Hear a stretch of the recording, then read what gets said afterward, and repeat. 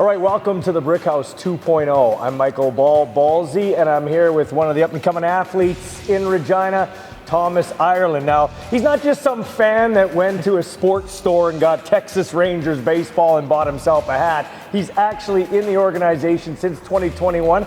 Welcome, Thomas. Thanks for taking time and talking to us. Thanks Appreciate for having it, bro. me. So we'll get to this here because before you get to the diamond, you got to put in the hard work here, Absolutely. and we do that at the Brickhouse. Yeah. But tell us a little bit about your baseball journey. How does a guy go from Saskatchewan, from Regina, where it's hockey, it's football, baseball's a little lower in terms of probably what you'd expect an athlete to do? How do you do that? Well, tell us about your journey.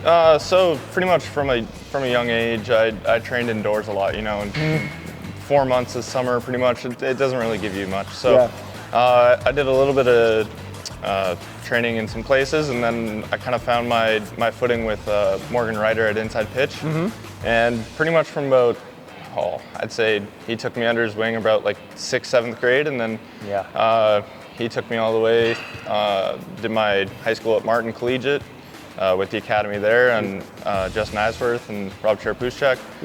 And then they got me, and Morgan was really influential in getting me to go to Polk State College in Florida, junior college. So I did my year out there, and then the Rangers took notice and drafted me in the 13th round. So when did you decide that baseball was going to be your thing? Did you play any other sports? Were you a hockey guy? Did you play football, or was it always baseball? It was always baseball from a young age. Like my parents took me out at like a young age and tried me on the outdoor rink and all that. And I always said it was too cold for me, and I think now I still agree with that. But I played a few sports. Like I did like elementary school basketball and a little bit of soccer and all that, and volleyball and just like basic stuff like that. But it was always baseball. It was always baseball from the start. And my dad played a little bit of baseball. He played at Scott Collegiate when they still had their team there. And then you're aging your dad, by the way. That's a long time ago.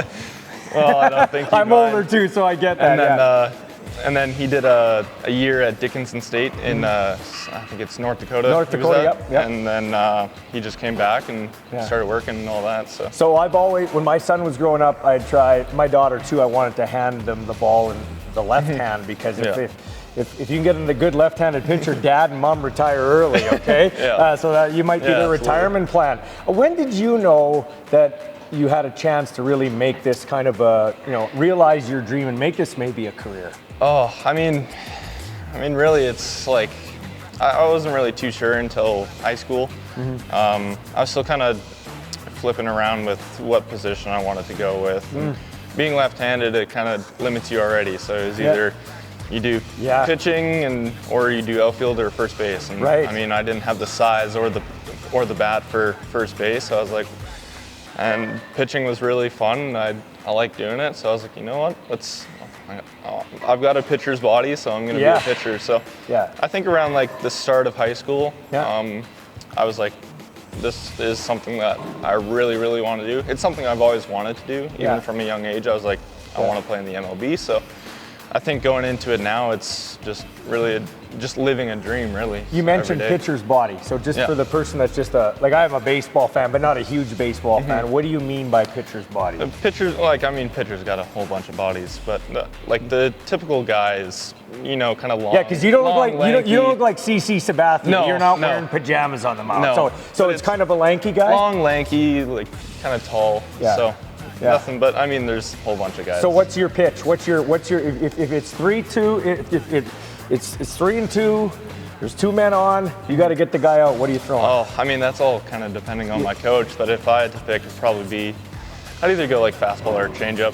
Those are like kind of my 2 I'm most comfortable with in those situations. So how many pitches do you have in your repertoire? I have 3. So I have a 4-seam fastball, curveball, and a circle change. Okay. So you've been a part of the Rangers organization since 2021.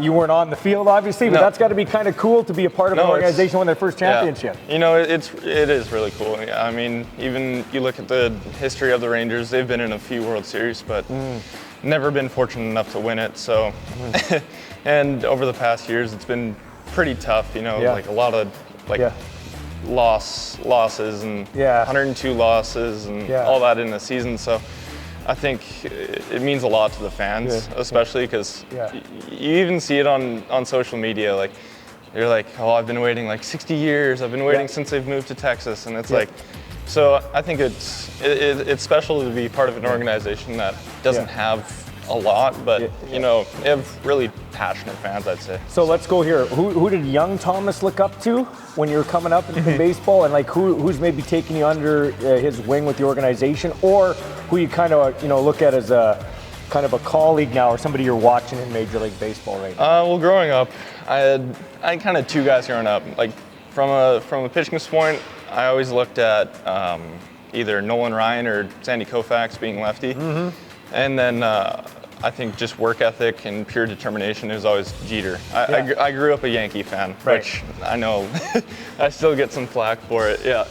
But I grew up like really admiring Derek Jeter and all that, and just kind of his resilience and determination on the field and off. So I think in that part, those 2-3 guys. I think now with being with the Rangers, we had a pitching coach, Keith Comstock. And he's just a great guy. He from the start, he took me under his wing, and he was a left-handed pitcher himself. He played in the 80s and all that. I know the name.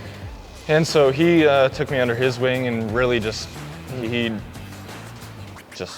evolved me in a way like no other. And then we had a couple other guys, another pitching coach, Shinji Karano. Oh yeah. Yeah, he played in the Japanese league for a while and really successful over there. But he's another guy that's one of those guys. It's like you'd take the shirt off your back for him. So let's talk a little bit about what you're doing now. As we tape this interview, you're going down. Actually, today you're about to go down south and get ready. What does that look like for you?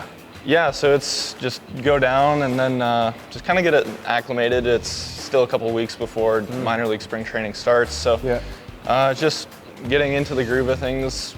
You know, just getting loose, getting ready for the season, throwing some bullpens and getting the conditioning going and all that. How old are you, Thomas? 21. So what's the journey look like now? So you go down. Where do you hope to land when all this is done in the organization? Yeah. So last season I started the year in Arizona with the AZL Rangers, and then I got promoted to the Low A Down East Wood Ducks. So I think this year that's kind of my goal is start the year out there, and then maybe make the jump to high depending on how the season's going, and then so just kind of go from there.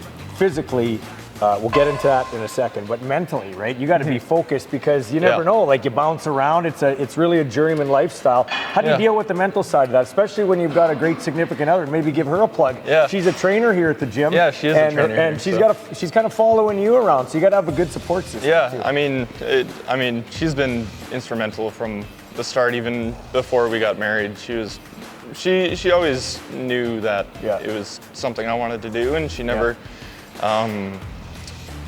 I guess found fault in that. So that's how I was kind of like, well, this is the one I'm going. That's the one. But so you don't sleep on the couch, or so you get a kiss at the airport. Does she have a name? What's her name? Her name's Jessica Ireland. Okay, Jessica. Yeah, she's a trainer here. Good. That's awesome. But, no, she does a great job. I've seen her in here working people out. Let's talk about what you do in terms of getting ready to pitch. Like how many balls do you throw a day? What do you do that way? I mean, even before I touch the baseball, it's really about just getting my body ready. So usually I'm in the training room about an hour and a half, 2 hours before I even touch the field, in the hot tubs, getting work done, getting muscles loosened up with the athletic trainers, doing bands, stuff like that, and just getting mentally ready that way, and then just going out to the field, and then just doing your dynamic stretching and all that, and all the basic stuff. I've never figured out stretching. If I have 45 minutes to work out, you should stretch for 15, I'd forget it. I know Jessica would probably tell me that's dumb. So when it comes to working out here, do you work out with Jessica? And just talk about the great facility that is Brickhouse 2.0 as we've now moved to Osler Street here. I mean, especially before the move, it was just a great facility. I mean, Justin and Chantel especially, they're always accommodating. You know, being gone for 8 months of the year and then coming back, they're like, okay, well, we can work out a plan and get you in here. So, I mean, and honestly, it's the top place in the city, if not the province, and even the country, honestly, with just the quality of the equipment. And I even brought a buddy of mine here, and he's like, he even noticed just through one workout, he's like, yeah, it's a great place. So, I mean, just getting into that, it's really been instrumental in getting myself ready for the season, but also like in the off season, I get my workout plans. So it's pretty much just go in, look at what I've got, and then do it. And it's nice with the amount of equipment they have here, because it's not limiting, right? And I like the various equipment. I like the ease at which you can work with it. And I like the fact that everybody here, maybe you can echo this, is like-minded. They seem to be here for a goal, whether it's a major league pitcher or a 51-year-old guy fading sex appeal and twisted steel. But everybody's here. It's a good community too. Yeah, I mean, I've noticed even with some of the guys that are like really big, like bodybuilder, it's like they don't look at you like you're someone different. It's very well-knit community. You even saw that with the move. Like everybody came together and everybody helped support, and I think that was great to see. So it's awesome. Okay, back to your wife for a second. So does she train you here? Is that besides at home directing you what to do? Does she direct you here, or does she just give you a plan and you go do your thing? No, not too much. Her and I will do one of my workouts. We'll do that as like a couple thing, but. So other than that, not really. That's pretty cool though to have somebody in the fitness industry and your life is revolves around fitness. Yeah, it's nice because it's like if I don't know, kind of like if I have a question about something, I can just ask her, and she's like a Bible of information. So at the Brickhouse here, you got the guy here who's trying to beat back Father Time and so far winning. That's debatable. And then you got a high quality athlete right here who's one day going to be pitching in the major leagues and getting me tickets behind home plate. Right, Thomas? Absolutely. Right, Thomas? Good luck, man. Thank you. Appreciate it. Have a good one.